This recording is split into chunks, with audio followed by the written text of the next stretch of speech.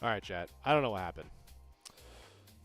Something happened with Streamlabs where my idea, my train of thought completely ruined, but you know what? We get back after it. At least this allows me to have, I guess, just something to look at. Um, where was I? Oh man, I was talking about PSA getting AI and tag. Yes, so that's what I was talking about. I was talking about what happens to tag when PSA adopt um, does adopt AI. Yes, your Pokemon Daddy is back. Um, so yeah, so what I was leading into with tag specifically was if people want tag CGC to go up against the Goliath now that is Collector, the parent company of PSA, SGC, and now Beckett, people need to stop using the data that PSA provides to establish a market price because the trust is in the data. And so there is so much sales data and so much of it from like years and years that has been established through PSA that that's where the inherent trust comes from. It's not really the grading standard or the grading qualifiers really with PSA. It's more of there's so much sales data to judge where to go or what to like what a card should be, shouldn't be, whatever. Um, so what really needs to happen is we can't use PSA data. It is what it is. So a good example of that is let's say that there's a card, very vintage, very old card that hasn't sold in a very long time, ungraded. So let's say a TCG player. This happens a lot. So let's say a card doesn't sell for like a year. That is near mint. It's a vintage card. Not a lot of sales happen.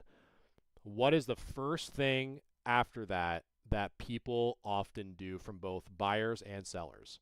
The the result is what would this be as a PSA grade? A general assumption of what that card would be as a PSA grade. So let's say, you know, that we have this psychic energy, and we say, yeah, I think it's probably like near mint. It'd probably get like a PSA 7. And so now, how do we then give a rough estimate on from buyer and seller? How do we establish the trust of where we decide this market price is? We then go and check PSA's sales data, check the market, and what do PSA 7s typically sell for? There's going to be, on average, more sales data for that than any other grading company through like because we're not looking at BGS sevens, we're not looking at CGC sevens. At this point, we're not even looking at tag sevens to establish a fair market price at the moment of the transaction. We are going to look at PSA sevens every single time. And so the moment both parties do that, the you continue to leverage and continue to look at PSA as the golden standard of market price trust within cards, just full stop. Because that's for both raw and for raw, that's hard to find if you can't find enough data on TCG Player, but then enough data to find like what you kind of agree as the as kind of like the accepted grade, so to speak. So we have to stop doing that. We have to stop looking at PSA sales data if we want any of the other grading companies to hold any water. And I don't think that's going to happen, to be quite honest with you. I genuinely don't think that's going to happen. Unless there's some huge legal thing that happens with PSA to kind of break open um, either their practices of controlling the entire loop or um, or having better sales data across multiple platforms. Because if people continue to say, hey, we want to support tag, we're going to keep selling these tag slabs and seeing what happens, um, then it is what it is. So actually, Aaron, it's really good that you pointed that out because that's exactly what I'm going to be going into and kind of talking about where I'm positioning myself in 2026. So the thing that we have to kind of keep in mind, if we look historically, is if we're just kind of taking a snapshot at PSA, what has happened from the PSA standard as a whole. So back in the day, PSA grading cards really was kind of like the preservation more so than the value. But as the years progressed, it kind of cooperated between the two, but then value really started to shine with kind of the preservation and really kind of took a front seat of why we grade in the first place to have more inherent value. But as technology gets better, as better practices, more sales, like more grading data, more skilled graders, the standard naturally gets higher. So when people say, I don't want to consider an old cert, there's more of a premium for newer certs, that's kind of that phase that we're starting to see or did see within the last like few years. So when people talk about new certs versus old certs, there's a quote unquote premium for new certs for older stuff because the grading standard is so much better than what it used to be back in like the late 90s, early 2000s, right? So that's why there's a premium for that.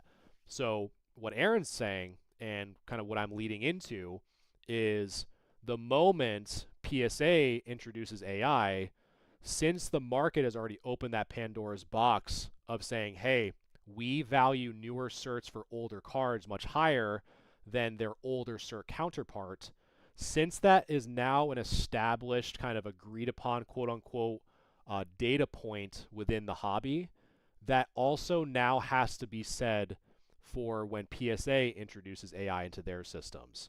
Because we've already done it with new certs, that argument's already been made and that Pandora's box cannot be closed. So you have to apply the same argument to graded copies. Now, what I will say that I think would be an excellent move on PSA's part is not to go down the route of tag, meaning trust AI only. I think that AI and humans should still be cooperative in the grading space. So an example that I actually gave to a buddy of mine the other day is let's take a hospital setting, right? So in like the medical field right now, like let's take like radiologists, for example. So when they take a CAT scan or a CT or an MRI, whatever, they look for anomalies on, like on your chest or your arm or whatever. The radiologist, as the human, sits there and looks at any anomalies to point, hey, this might be a tumor, this might be an issue, whatever. AI has now made that investigation much more streamlined, that task much more streamlined. So AI is making that easier. However, we as people, or I guess I can just talk me specifically, I would be very concerned if I just blanket said, hey, AI looked at my MRI and determined that there is some mass in my chest. I'm going to take their word for it 100% and I'm going to have them do whatever. Oops, the MRI decided to take out my heart. Let's just use that as an extreme example, right? The mass that they were detecting was my heart. We don't want that. Instead, we want like someone like a radiologist to speed up the process of what the AI determined, like, hey, there's a mass here. And the radiologist is there to verify the information that the AI has kind of detected, right? So it's like, okay, AI said that there's two masses here and one large mass here that's kind of highlighting. So the radiologist says, well, those two small ones are actually really good points and good thing that they found that. But the big one, that's actually a person's heart. We're not going to touch that. So take that idea, the trust AI but verify with humans, take that into grading. So trust that AI will be able to highlight all these big things, highlight imperfections, highlight like centering to provide that much needed transparency that PSA is in desperate need of, but have the grading standards of Beckett, now that Collector has them under their wing, Beckett can then cross-train PSA to be better graders overall, but have them review what the AI has detected, no different than a radiologist reviewing someone's MRI that the AI has detected as potential anomalies or masses or something that needs to be considered or looked at. So if PSA does a trust AI, verify with humans mentality, that will be the absolute final nail in the coffin for Tag or any other grading company, um, because of the amount of sheer data that PSA has. Because what's going to happen is as we kind of shift to the new, like kind of the new phase of, old certs are less than new certs, it's going to be new certs are less than AI certs for PSA. So that would be a huge benefit for them. So why I bring that up is if you guys have been here before, um, I often talk about gamblers' tens. I talk about gamblers' tens or cards that, got nines that should have been tens, or cards that got tens and should have gotten nines. All of the grade review stuff that I talk about in these streams all the time, um, I would strongly revisit your tens. Like for example, or like tens and nines. So like for example, like this Mega Aggron that I have as a PSA 9, or this Malo and Lena, right? With the skills and the techniques that I've kind of shown in the beginning of stream during grade review, these are cards that I would personally look at again, because if I genuinely believe that this card would get a 10 any day of the week, there's going to be a point where we as a community, we as like the collector sphere, have to determine if AI grading and like that combination of AI human grading is going to be more of a premium than the new certs of today, which would result in me, like if I really, really cared about like the value and less of the preservation or the collectability, I would crack this out just to attempt to regrade to get that newer cert, that newer AI cert. But if there were cards that I didn't think, well, it probably shouldn't have gotten a 10, but it did anyway, me going into 2026, I'm going to try to get those out of there, to be very, very transparent, because the moment that switch happens, that's going to be the only thing that we're going to be hearing about is new certs are out, AI or AI human certs are in. Get those questionable 10s out.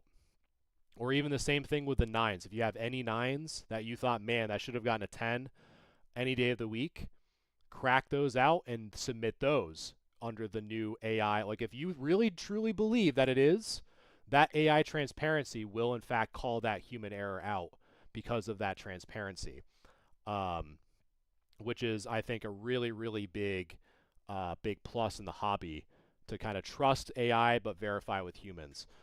Um, and so if you haven't graded, legitimately, I have this whole thing of cards that I'm waiting to hear. I'm basically what my intention is with cards that that I have a very strong suspicion that they will get tens. I need to wait. So like all of these are all cards that I want to submit to PSA, but I genuinely don't know where the grading sphere is going. These aren't going anywhere. The condition isn't going to be getting any worse because I have them protected, so I can afford to wait. In addition, the wait times of this stuff is so astronomically high that I'd rather just wait the first quarter to see if PSA decides to introduce AI grading, which I know they will. Not that I have insider knowledge or anything, but it just makes sense. Um, so that's kind of where I'm I'm kind of positioning myself, is I'm going to be looking over my 10s. If I genuinely believe that they warranted the 10, I'm just going to keep them, and if I need to crack them open and regrade expecting a 10 to come back, I'll leave it that way if I need to. If there are cards that I received that were 10s that I thought were questionable, I'm going to try to get rid of them as soon as possible, because the moment I try to crack them and regrade them, it might be a worse grade, and that's not good. That's not good for me. But then anything else, like the 9s, do the same thing. If I thought they should have gotten 10s but got 9s, wait till the AI grading is introduced, then regrade. And then anything that hasn't been graded yet, wait until they make that announcement and then submit. So I think that's really going to be the big thing. I have to go. You have a good stream. I appreciate you, Waste. Thanks for hearing me yap. Um, so yeah, I waiting to see what Pokemon is named after me. We're gonna get into that right in a second. So I'm gonna open it up to any questions. So basically, that's kind of my thought is I think if people really want PSA to kind of not be like not be number one anymore, people are gonna have to stop using its data. Full stop. If they want tag or CGC, like when prices are talked about, it's like, hey, what would be the market price for the CGC 9? You can only look at CGC 9 prices. The moment you shift, well, there's not enough data here. Let's see what a PSA 8 or a PSA 9 is. Completely delegitimizes that attempt. You have to stick with that grading company if you want that grading company to succeed. No questions asked. Same thing, and that's why tag is so hard to comp because there's not a lot of data. There's not a lot of sample sizes and sample sets for tag in terms from a sales perspective compared to PSA. So that's why when like, oh, like how much is a tag 8.5? I don't know. Let's look at PSA 8s to 9s and do an average of the two. That's kind of where I'm at. So, yeah, I'll see if you guys have any questions before I hop on to Pokemon Yellow Nuzlocke. Get some progress there. I might have missed it when the stream dropped, but how long are you waiting until I grade anything again? I'm probably gonna wait for the first quarter because my cards, like if I think a card, like I don't grade what I've called gamblers 10s in the past. Like if I think a card like should get a 10, like pretty confidently, those are the only cards that I submit. I don't really gamble on 10s. So I'll probably wait for the first quarter to see, because most likely with like in our era, social media attention gets a lot of spark in the beginning but dies out very fast. So it'll be interesting come January or February if people are even talking about this stuff anymore. It's really hot right now, but it probably will fizzle out until PSA decides that instead of, because like people keep talking about this monopoly, whatever, which I don't really think it will be considered one, to be honest. I don't know if like the federal government will care enough. But really what it boils down to is if PSA introduces a new technology like AI, since AI is so popular, they're really not buying out Tag per se. So Tag itself will still be an independent company, but PSA is introducing a technology that is only keeping Tag afloat. Like Tag's like golden quote is, we use AI, we don't use humans.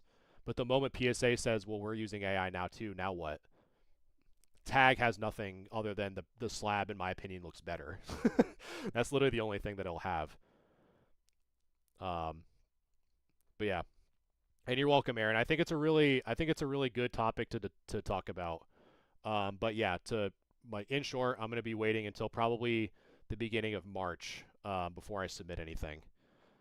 So if anyone has any other questions about the whole you pre-graded my base set Blastoise right after the changeover time that PSA started eBay stuff. I know, dude. That's a long, that's a long time ago in Pokemon standards. Yeah, and it's funny too, cause it's one of those things where the community is so funny on like the things that they will support, won't support. And it is a good option for folks that if you just want to sell directly on eBay through PSA, like more power to you. But the moment people are okay with that, which again, at the end of the day, I'm not the market. The market decides what they want. If you want to sell your card through PSA, I think it's one of the easiest ways to do it, to be honest. And gives you a lot of really good exposure, in my opinion. But the more people use it, you have to consider that as an actual like thing that they do, and you can't go back. So that's kind of the gist of it. But yeah, it'll be, I don't know. I'll probably just, like I said, I'm probably just gonna look through my 10s again. That's probably like the biggest concern that I have, like in terms of like order of priority, is to reevaluate all of my 10s to really kind of make sure that they are kind of at the standard that I think a 10 should be.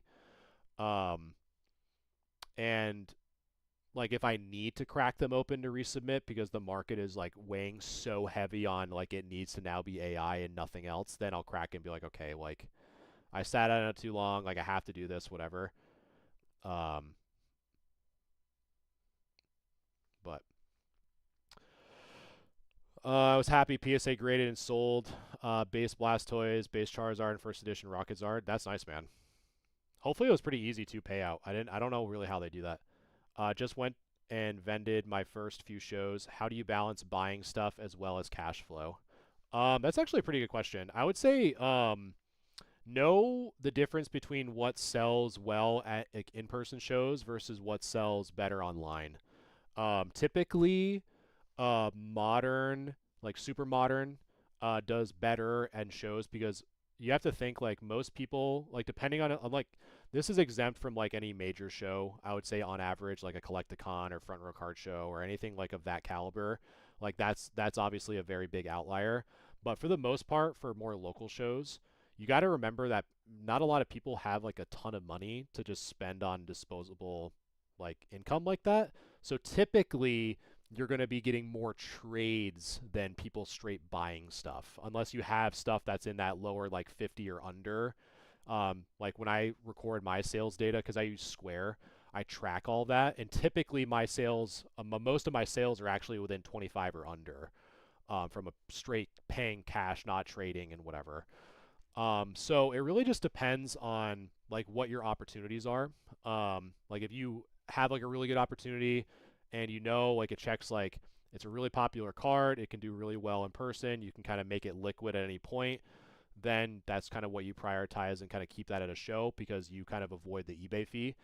But if you're getting more like niche stuff or if in my opinion um, vintage or stuff that you know won't grade as a 10 because there's a lot of people, a lot of people that only look for raw cards just to grade.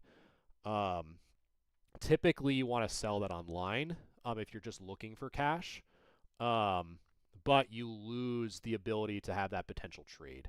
So that's it. Kind of really comes with practice. So like for example, here like I'll show you some stacks that I'm going to be listing in the future because I've had these long enough to where it's like it just will do better online.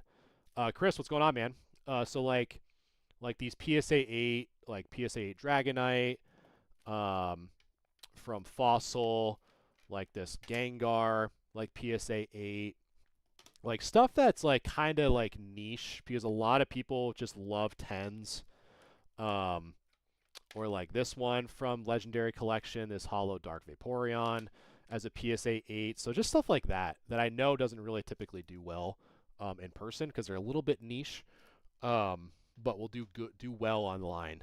Um, so so in adjusting cash flow to kind of wrap up my point that I'm trying to make to you, it's really just you'll kind of get a sense of that. Like if you're just buying all the time, just know that like where you intend on selling that. So if you only go to a show like once a month, you might want to just focus on stuff that you know does better in person, rather than chasing like a big holy grail card, but know that not a lot of people can afford that in person.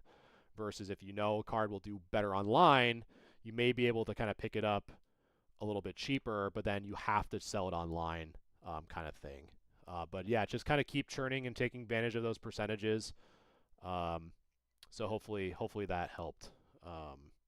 But you'll just get to kind of get a sense because some areas do really well with vintage and like in mid era, there is a time where I like sat on a ton of vintage for like months and months and months, and then suddenly I went to a new area within my state, and people were loving vintage. They're like, "Oh my God, you're the only guy that has a Victory Bell from Jungle or whatever." And I was like, "Oh my God, like these are my people." um, so you'll just kind of get that the more shows you go to and the more consistent shows you kind of keep going back to. You'll kind of know what does better in person, and then just know if you have stale inventory, meaning like you kind of keep going to the same shows with the same inventory, it might be better to either walk that around at different booths to like trade to consolidate or just sell it online and just kind of get your money back that way. Because at the end of the day, like if you sell it on eBay, you're still looking at 85% less, but at least you sold it versus having it just sit there. But yeah. Any other questions before I shift over to Pokemon Yellow Nuzlocke? I don't think so. But if you guys have any, please, by all means. Yeah, I love mid-era, man. I absolutely love mid-era. Mid-era and vintage are my that's my home sweet home for sure. Um, all right, well, I think it's time to have some fun chat. If you guys have any other questions about anything that we talked about, please feel free to let me know in chat. We're kind of entering in the yap session right now, and it is time to continue some Pokemon Nuzlocke. So let's see. I don't even know who we have in the party. Let's see. Fam, I do not have you in here. If you're still in here, Fam, the next Pokemon I'll have to... Mid-era is like black and white. Like I consider mid-era like Diamond and Pearl, Black and White, XY, in that range. And then vintage-ish, like I kind of consider like Gen 1 through Gen 3, because like that's where you have like some of the older EXs and stuff like that. So yeah, once I get out of the woods, fam. Once I get out of the woods, I gotta because we are doing a Nuzlocke, so I got my encounter in Viridian. Yeah, I agree, Chris. Like some of the stuff from like Phantom, was it Phantom Forces? Just all that, like Roaring Skies, I really liked. Like I was just showing off the like the Mega Aggron, like this era. Like I really liked how those megas looked. Like Roaring Skies was actually like a super low printed set too. It was kind of crazy.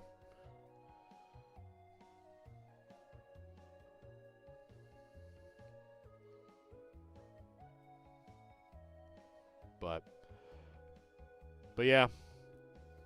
So yeah, that's what I don't know if you're in here, Polly, but there's probably a good chunk that I'm going to be doing with like kind of reducing some of the stuff that's like I typically assess my inventory at the end of the year and kind of get a better sense of like, okay, like over the course of a year, what did better, what didn't do well, and then try to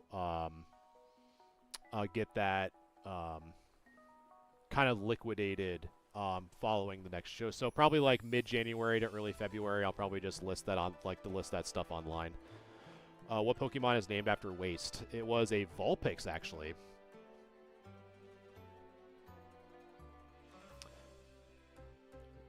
Wasteland the Vulpix. How long is the list of names for Pokemon? Can I add Princess to the list? Sure, why not?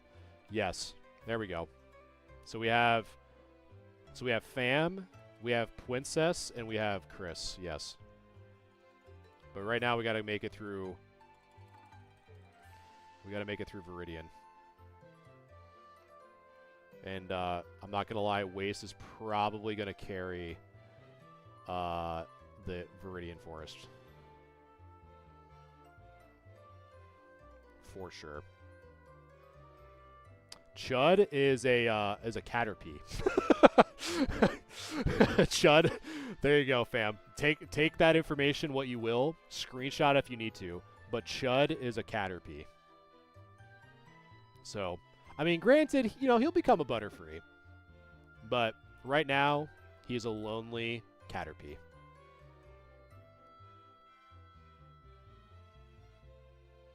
I feel like I knew you were going to like that. I had a gut feeling. Nah, don't evolve. Yeah, I'll prevent Caterpie's evolution. You know what? I think that's a good idea. Unless I need like a flying type or something like that. And I think I had a Poliwag. But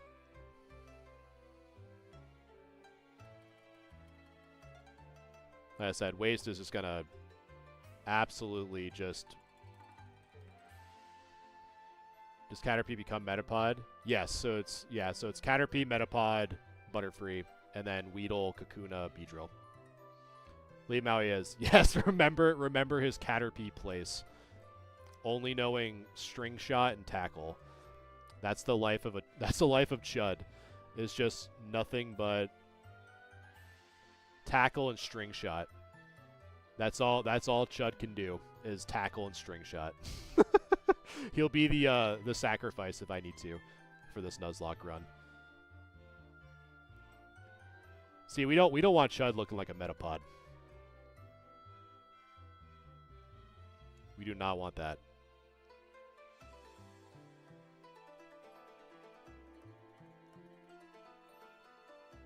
There you go, Waste. Good job. There was an audition there. So, one of the things that you guys will notice if you remember playing Pokemon Yellow and wondering why on earth I just encountered an Oddish. So, this ROM is called Pokemon Yellow Legacy. So, it was a ROM hack by a YouTuber that basically made more quality of life changes than actual like major changes to the game. So there's Pokemon that are introduced earlier that you typically wouldn't see until you're deeper in the game or stuff like that, or like better move sets for Pokemon to give them more of a buff, but in like a quality of life way, stuff like that, which is why we'll see different ones that you typically wouldn't see in certain areas. I remember my first ever shiny was a shiny Zubat in Pokemon Yellow on an emulator on my school laptop. The school laptop luck, man. Coming in clutch.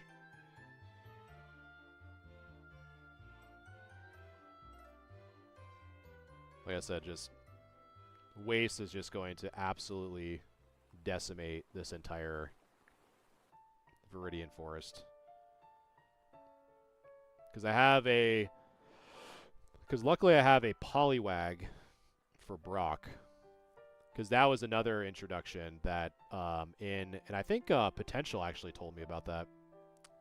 That there was a old rod in the Pokemart in Viridian. Then I overwrote that save data by accident. Dang, man. You should have just asked to like buy the school laptop outright. It's like, yeah, Chris, why do you want this school laptop? Oh, I have a shiny Zubat on it. It's like, literally, that's the only reason why you want to buy back the school laptop is because you have a shiny Zubat on it? You say, yes, that's literally the only reason. There's no other reason. That's so funny. Alright, forgot what's the hurry? So this is a good example. This bug catcher has never had a Pinsir before before Viridian Forest. It has never happened. And you use Harden like a coward. Get cooked alive. Alright, so now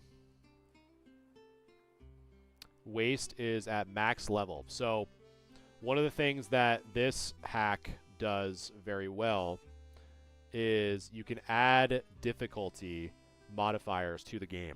So one of the modifiers in this game is none of my Pokemon can exceed the highest level of the next gym leader's Pokemon. So since Waste stopped at level 12, his Onix, so Brock's Onix, or what I think is, I'm assuming is an Onix, is max level 12. So none of my Pokemon can go above 12. And that's for, ooh, Pidgeotto, that's a rare encounter. It's kind of crazy, actually. That's like a super rare encounter in the normal version.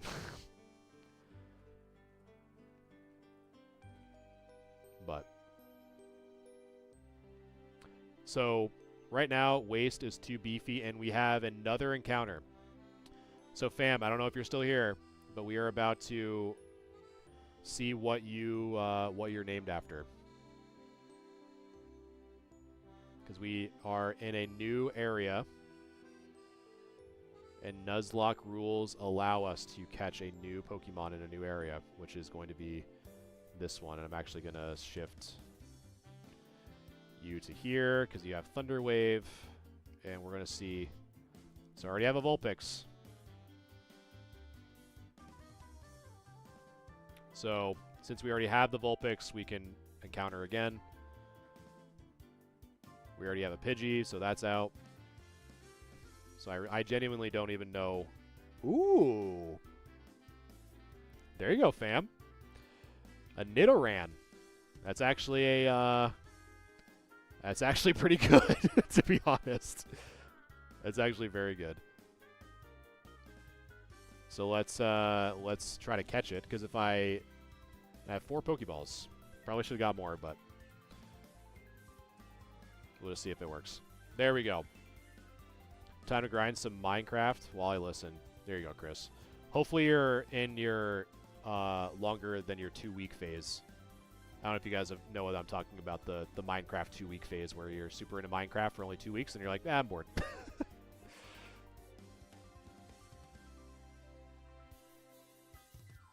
Don't want to give a nickname to Nidoran. Yes. We're going to name it. We're going to name it Fam.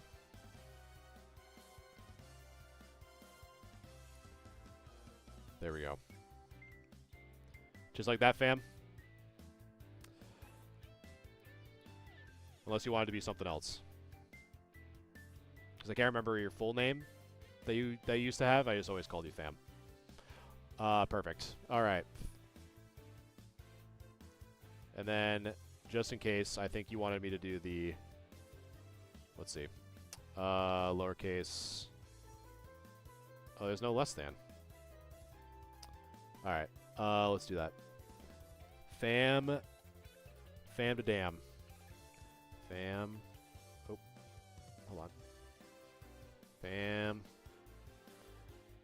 Duh... Damn. There you are.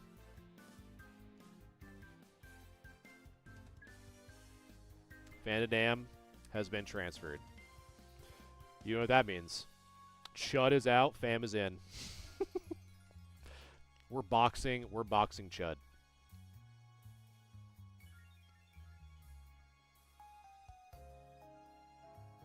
We are putting Chud in the bin. And we're withdrawing fam.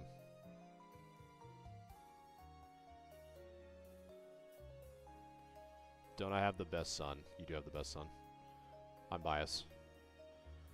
And some of these guys are new, and I can't remember which ones are.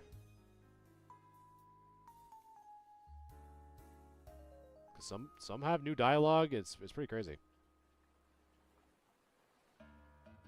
Some have like new items.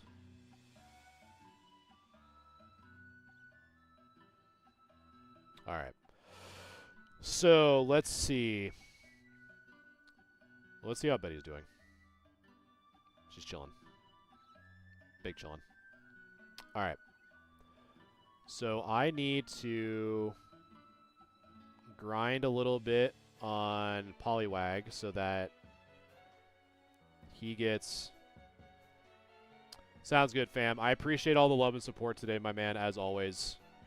And, once things settle down, I think I have the collection finally processed, so I'll make sure to take advantage of the all the new benefits you gave the channel for Discord. I really do appreciate it. Fam, catch you later, brother. New Pokemon Pog, I know, man. Fam's about to do work. I can feel it. So we have to get Poliwag and Nidoran up to speed.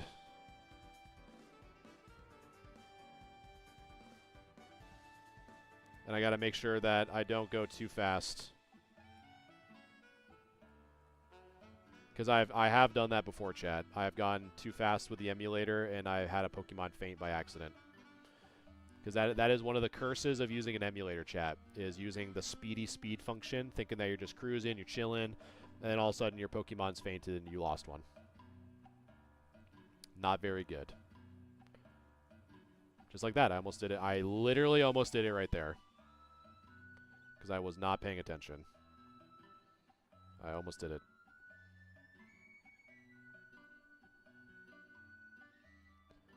But yeah, these legacy ones have been the chef's kiss, in my opinion. Have been very good.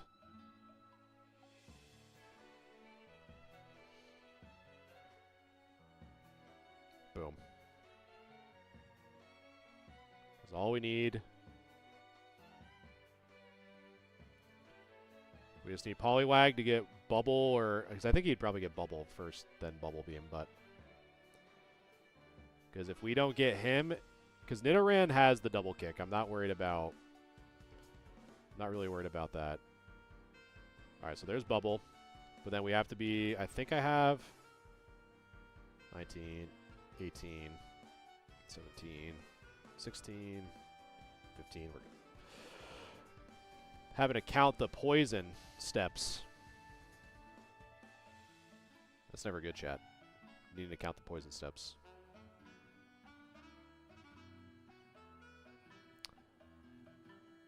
Whoa, whoa, whoa. Easy, fella. Easy, brother. Good. Let's not be too fast here.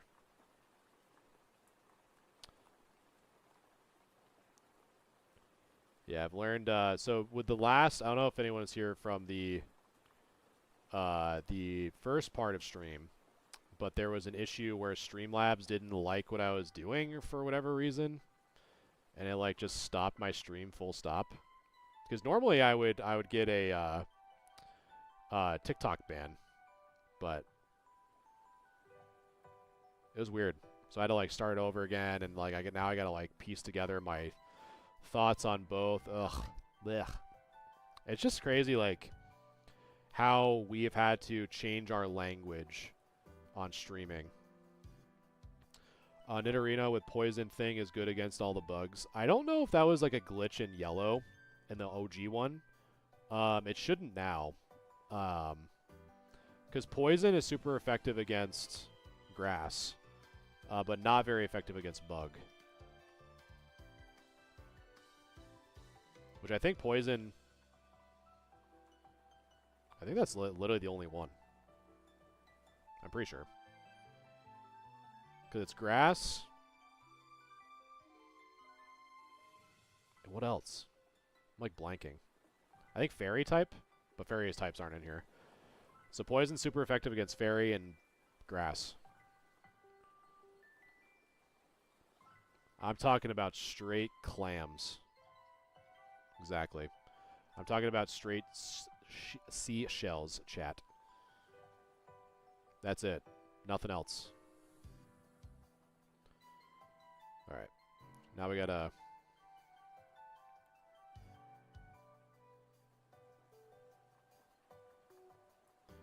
We gotta get FAM upgraded here. But yeah, it's just like, it's just beyond frustrating. To like be so careful and cautious, and then all of a sudden it's just like, oh. Cool, something that I have like no control over just completely steamrolled my stream. Good old AI, chat. But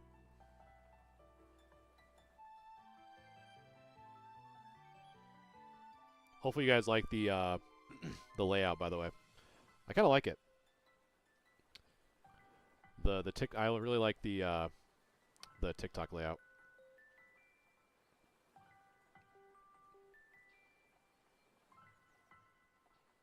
Looking good, looking fresh.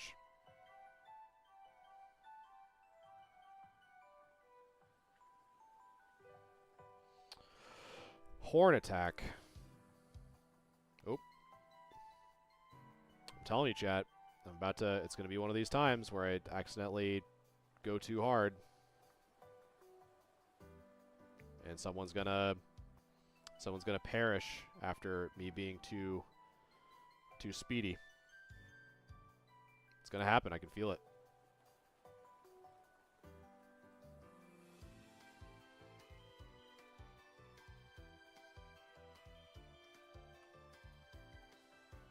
All right. Just in case, put Pizza Rat out there.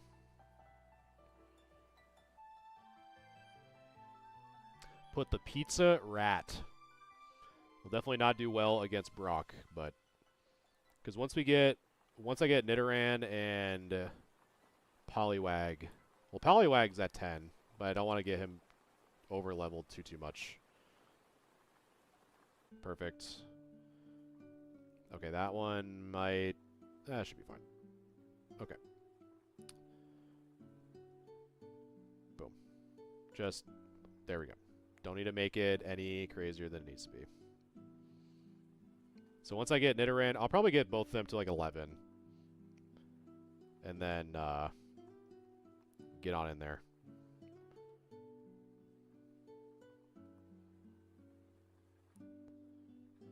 Beautiful. There we go. Now we're in a little pocket where we can just kind of run through here. Right, that one is a little. Now we got a little close, chat. Now we got a little close.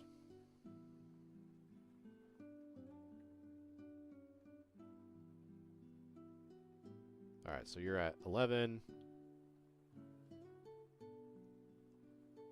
Because the other rule is once we're at that level, we cannot continue until we face Brock. Because it's not like I can just get everyone to level 12 and just run through the gym up until Brock. Because then it kind of defeats the whole like over-leveling purpose. Clifton, thanks for liking the live, man. What up, what up? Hopefully you're doing well. Right now, just big chilling, man. Big chilling, playing some Pokemon. Wrapping up the year with some good vibes. It's been a pretty busy year from a vendor perspective and just selling cards. It's like, man, it's just... We need a little bit of R&R, chat. We need a little bit of R&R. Playing the game that got me into Pokemon. Just full stop. Was this one right here. That's what it was first Game Boy game I ever got for Christmas, actually. It was the original Pokemon Yellow game with the special edition Pokemon, or Game Boy Color, with Pikachu. Who else is on there? It was the Pokeball in the power spot. It was Pikachu on the outer edge. I think Jigglypuff was on there too, I'm pretty sure. But very nostalgic. So yeah, I appreciate you guys hanging out. Probably fight against Brock here soon. Hopefully should be pretty easy.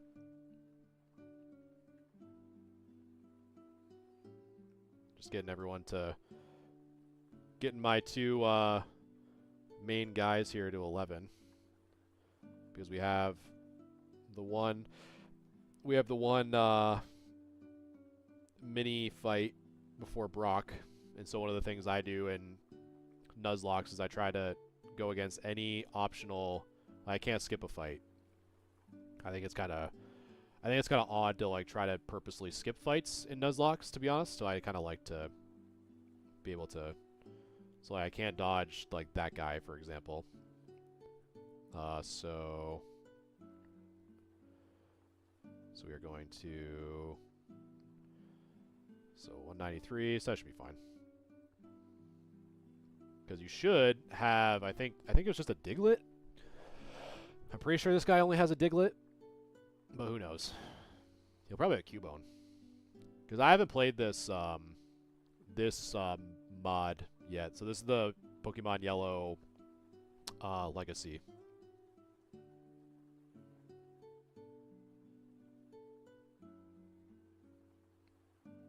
Okay, a little scratch action.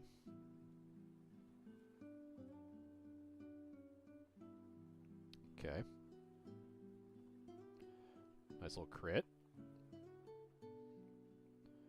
Sandshrew. Okay. Alright, so now we are in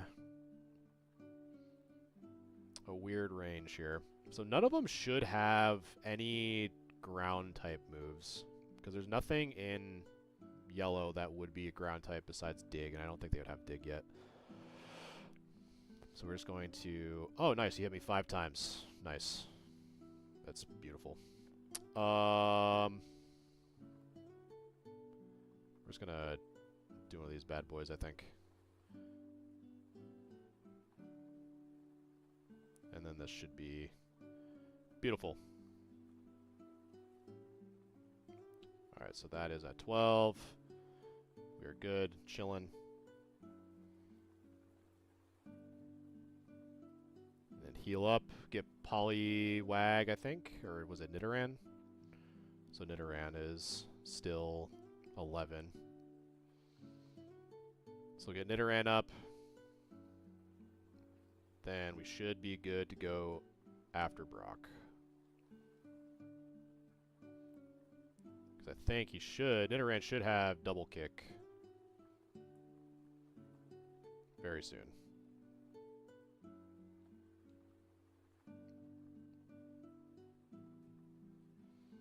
And now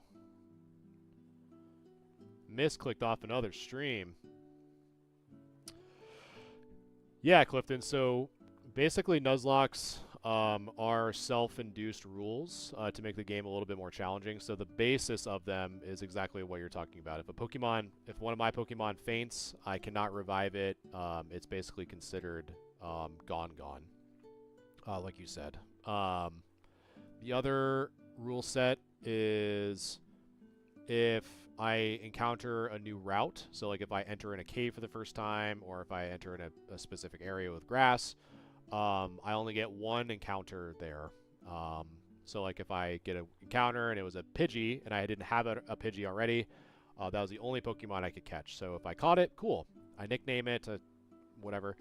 But if I accidentally faint it, or if it runs away, or if it uses a move like Roar, or Teleport, like an Abra, I lose my encounter for that route. There's no other Pokemon I can catch in that route. And so the only other rule that you'll see is if a Pokemon that I have is like very weak or is inflicted with a status like poison or paralysis, I cannot use healing items in battle. So there is that kind of element to it as well.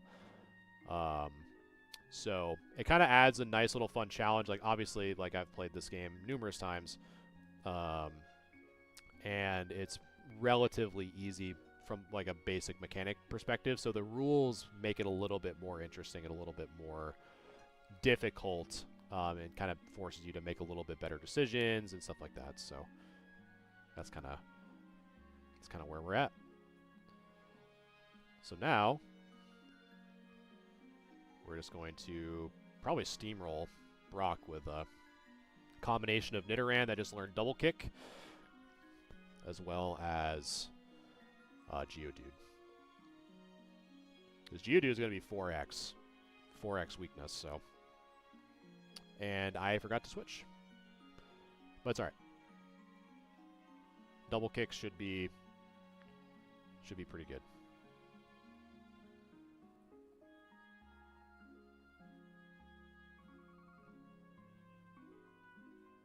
And if we need to, we'll switch out, but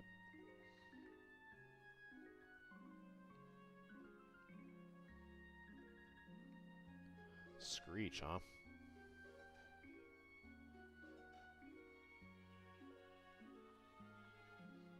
And basically, we just need to wait for potentially a bide. If he bides, we're pretty much just GG's.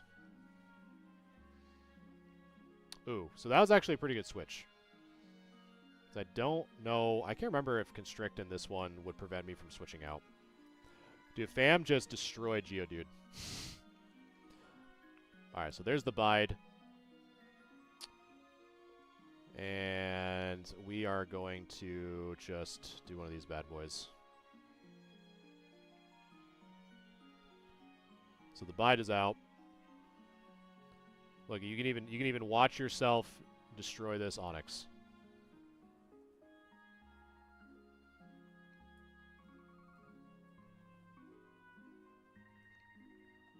Oh, I missed, apparently. Nice. Let's try not to miss again. Huh, fam? There we go.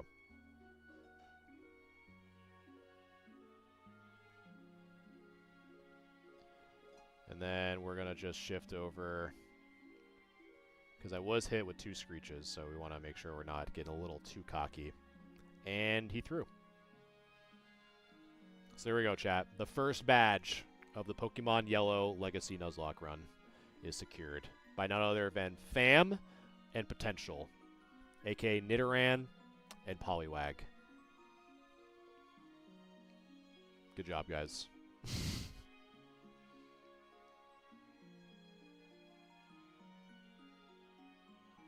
We did it. Back to work. Later, brother.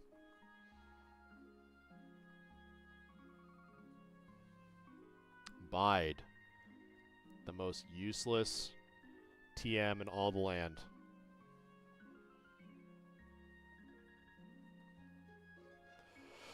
So the next encounter spot should be the Route 3, I think.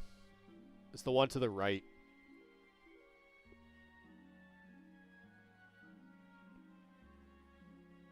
But we have some healing to do. Just to make sure that we are.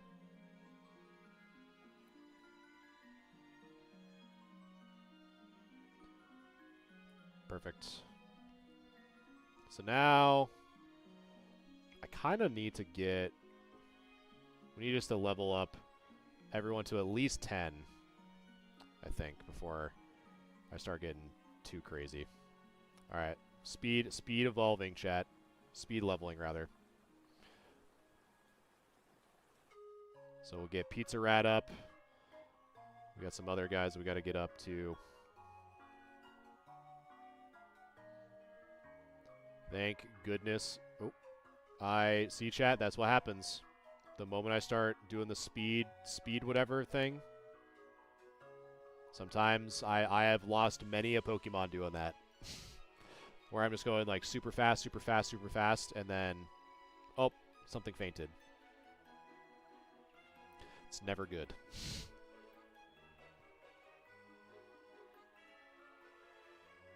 Nice. Pizza Rat learned Bite. Shout out Pizza Rat, man.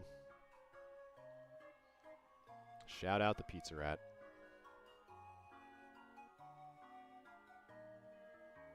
And Bite is just gonna demolish. Oh yeah, we're cooking now, chat. Alright, so Pizza Rat's at 10. Probably get Pidgey up there as well. Get Pidgey up there by 10. Probably can just go to the forest. Get some bugs. Gobble up some bugs.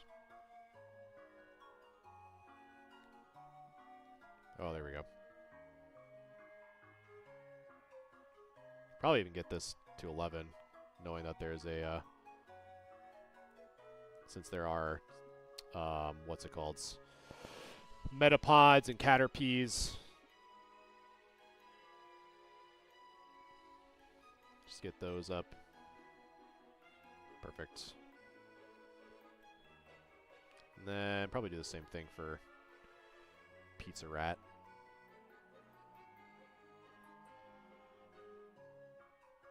Get everyone leveled up here. Ooh. Yeah, I wish I...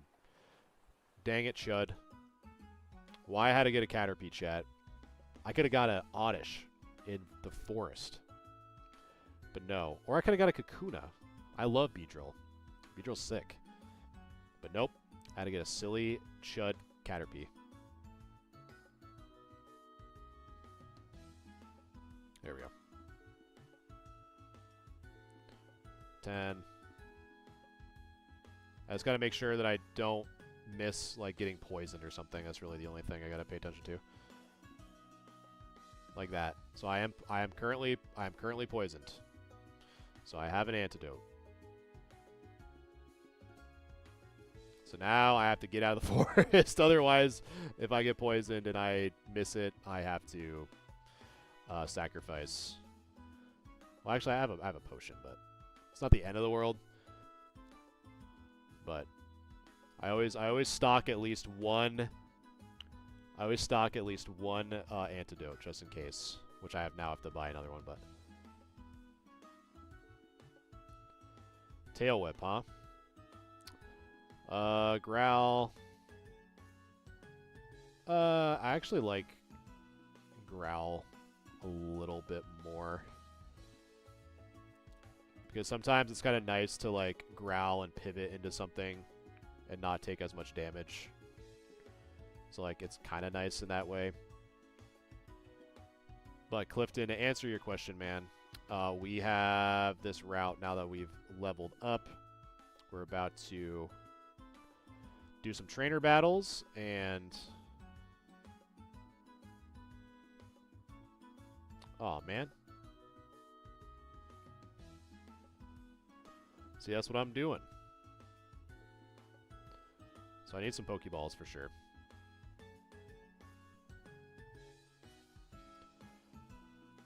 Antidote, always buy one. And we gotta buy 99 repels. That's another quality of life that they have done. So now this route, because this is what?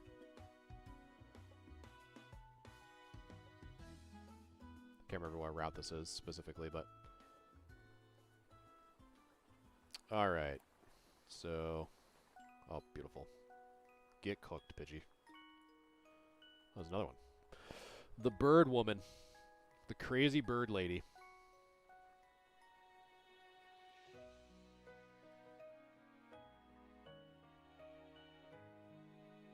Again, I gotta. Let's see.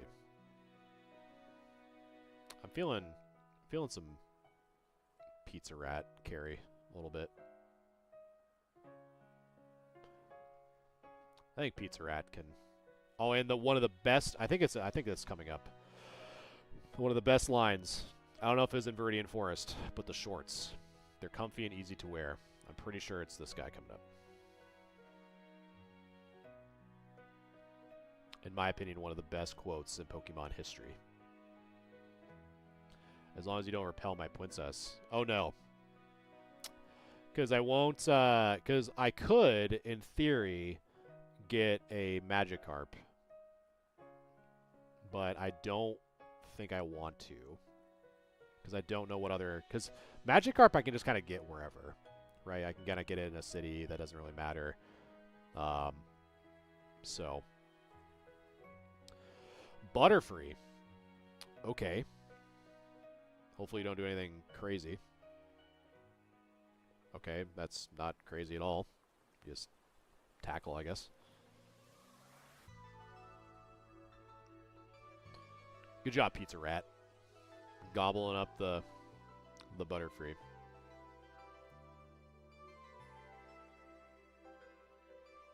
Yeah, the repels are kind of nice and like if you're just trying to like get through like after you get your encounter through like a cave or something. It's just like again, this ROM is super nice from a quality of life perspective.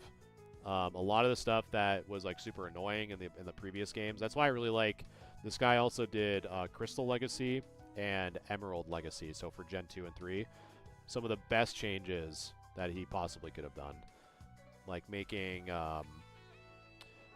dark types physical and ghost types special attack. Super nice. So we're almost there, Clifton. We're almost there to the new encounter. Holy. Ekans is probably going to use Wrap. So probably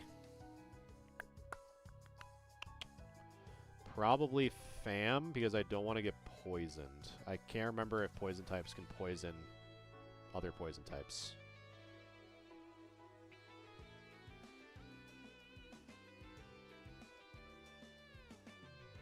In Gen 1 at least.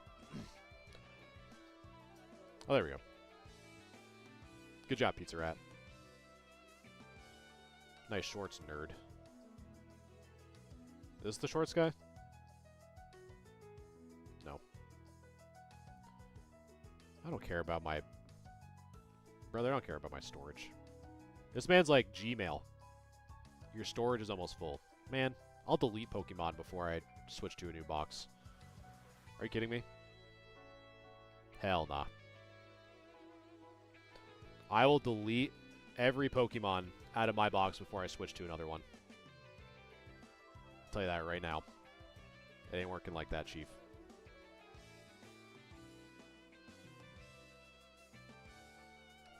Is this the Shorts kid? I think so. I want to say yes.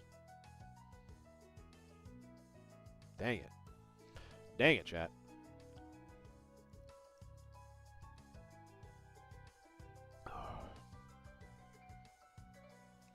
Oh, man. The prediction, chat. We're just going to run straight through. You're not even touching Bardian.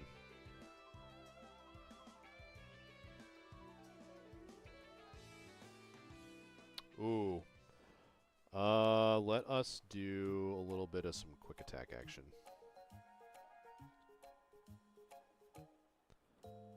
We'll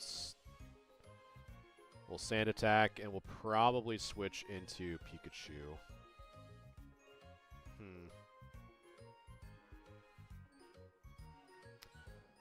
Well, no, because his stab would be Peck, and flying is not very effective against electric types. So this should be fun. Sure. And just in case, do a little quick attack action. Boom. Get out of here, absolute nerd.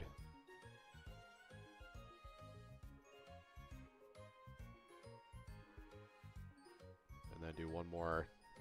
Man, I love the fact that you can just, like, sprint through, like, break the sound barrier on ROMs is such a lifesaver. Like, I'll just, like, casually go back to the Pokemart. Oh, like, now I'm, like, it's like, oh, I'm back to where I was. Like I said, sometimes I've had that be not very good. Because I've had multiple Pokemon in past runs faint because I was too busy just speeding up the game every chance I could. Alright. So...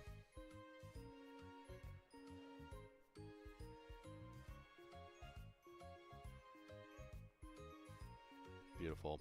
Alright, so we're getting there, chat. We're getting to the next encounter. We are defeating these nerds left and right. Let's get Pikachu in the mix.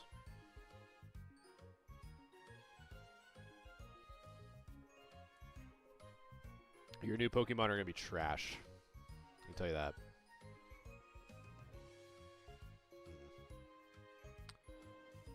Ooh, Paris. That's pretty cool. Alright, let's go to Birdman. Bardian. Clean house, brother. Because you're about to.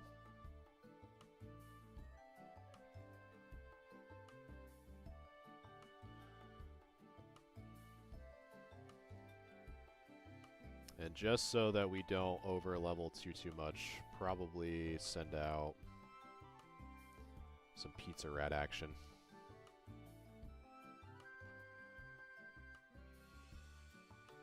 Alright.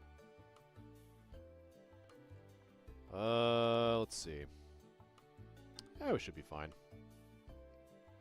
Alright, here is the next one was Princess. So let's see if we can find a Spearow, huh? Spearow the Princess.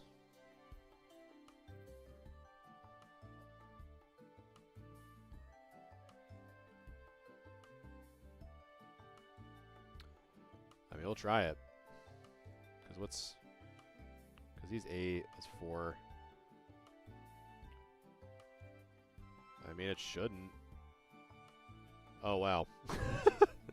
It's like it shouldn't faint him as I crit with the quick attack and almost just lose my shot at Princess.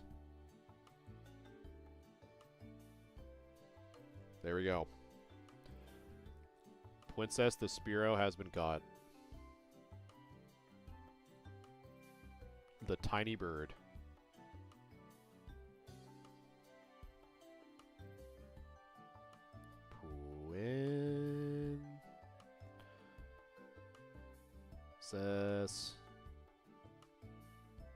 Oh, Princess.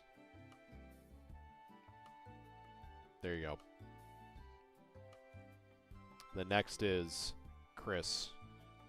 If you're still in here, I gotta... But that won't be until probably next stream.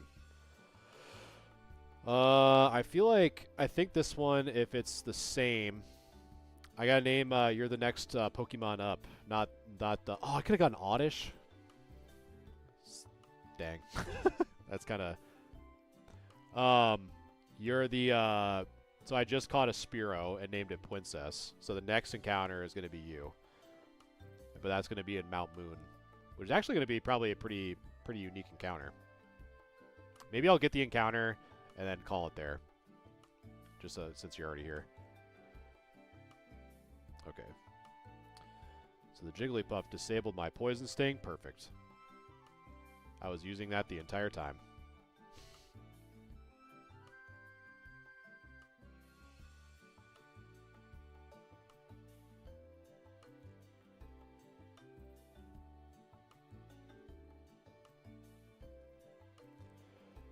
Whereabouts in Canada am I from?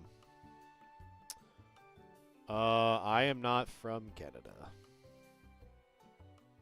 Unless, do I have the accent of a Canadian?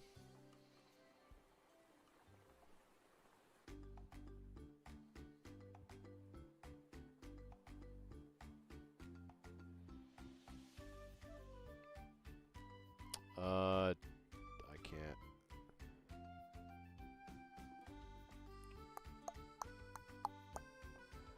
Alright, so let's heal up. Get my Mount Moon encounter. And then we'll call it there.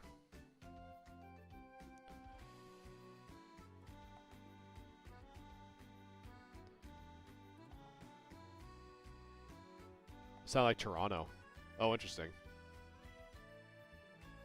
Shout out the 6.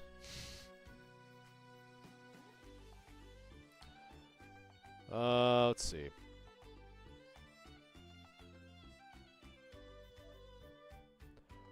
Alright, Chris. You better be good, man. You're probably going to be a Zubat. I'm not even going to lie to you. You're probably going to be a Zubat. But, you know, that's okay.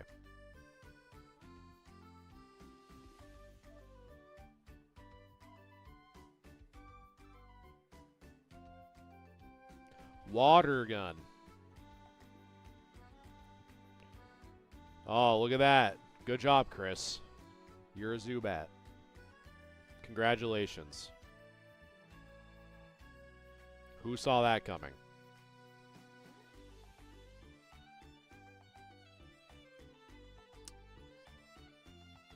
Chris, you disappoint me.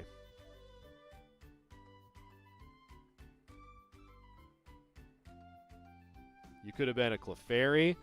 You could have been a Geodude. You could have been a Paris. But you decided... You know what I probably could have done? It's kind of a mess up on my part, to be honest. That's where... So that would have been a good spot. That would have been a good spot to use the repels. Because technically I could have used the... Well, no. Because Cinnabar... I think I should still be good. Because Cinnabar is where you would obtain the fossil. So actually that's good. Never mind. Because the fossil would be my... why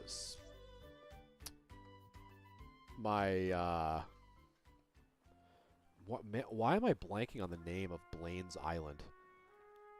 That's gonna bug me.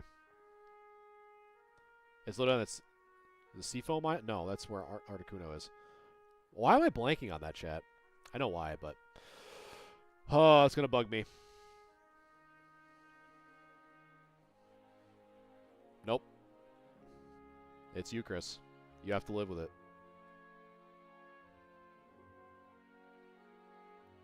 Stop being boring. Where in Canada are you from? Barat.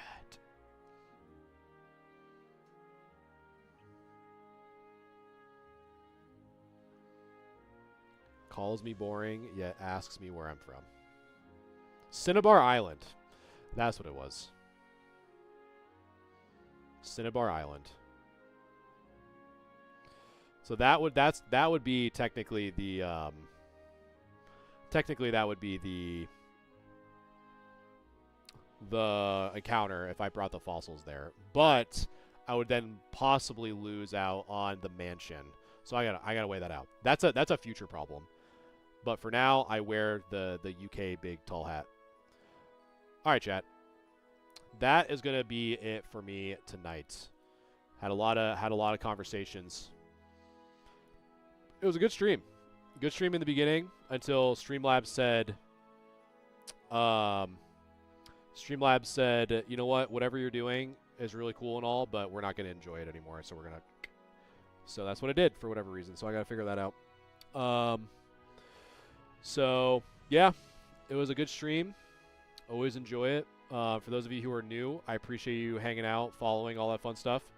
For those of you who just sat back and enjoyed me yapping, I appreciate that as well. I will be maybe not. So next Wednesday is Christmas Eve. So I probably won't be streaming Christmas Eve. But will I stream before that? I don't know. I never like to promise it because stuff pops up all the time. So if I don't see you guys on Wednesday, hopefully you guys have a great holiday coming up. If you Hanukkah, I know, has started already, and all the other holidays as well. So I appreciate you guys hanging out as always. If you haven't, make sure to follow my TikTok, and I'm also streaming on YouTube as well if you're over there. All my links are in my description and my bio for my link tree. A bunch of other stuff is there too. So definitely check that out. So as always, guys, I appreciate you very much. Thanks for being awesome, and I will catch you in the next one.